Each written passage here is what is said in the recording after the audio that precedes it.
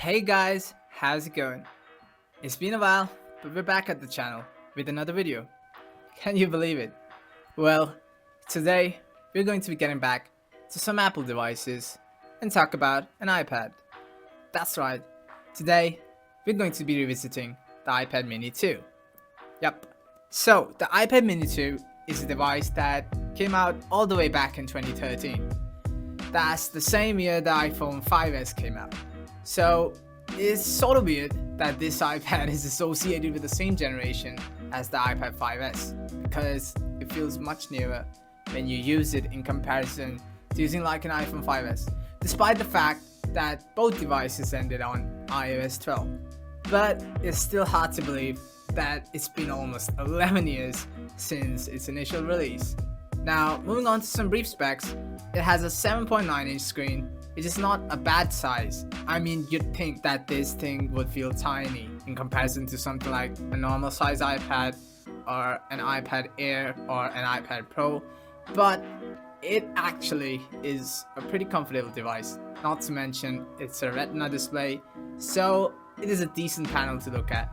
Software-wise, I think it started on iOS 7 and ended on iOS 12, which is a pretty good software support for a device this old.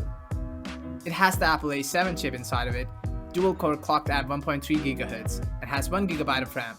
Talking about design, it still looks pretty premium, like I'm holding it in my hands right now, and you can see it is a pretty nice looking device for its time.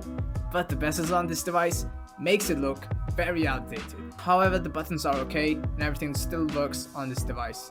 Now, powering up the device, you get a similar iOS experience that you get on any other iPad, except that it is a little smaller in comparison to a standard iPad, an iPad Air or Pro model, as I said before. The performance is surprisingly good as well for a device this old. As you can see, I was scrolling through it and it was pretty smooth experience for the most part. I never had any high expectations for this device. In fact, I thought it would be super laggy, but I'll be honest, I'm somewhat impressed considering how old this device is. Now let's talk about the cameras. The cameras are kinda okay. You can see here, you can get some okay results under good lighting, but I wouldn't recommend any iPad photography at all. Not even like a newer iPad. You might as well take photos on your phone instead. It only has a 5 megapixel camera, which is fine for FaceTime and video calls, but I would stay away from taking photos on this. So the speakers on this thing are on the bottom, so they are downwards facing speakers, so the audio does kind of come out from the bottom. It's not a big deal for me since this is an iPad mini, but front facing speakers are always better suited for a tablet. Now, the software longevity isn't great anymore. It's completely outdated, so you're stuck with iOS 12. iOS 12 is barely usable in this day and age. There's still a few apps that are still supported, as in their older versions can still run on this device. So it's not completely unusable, but if you're looking for an iPad that is like reliable and it's gonna be with you for at least a few years, then sadly this iPad isn't for you.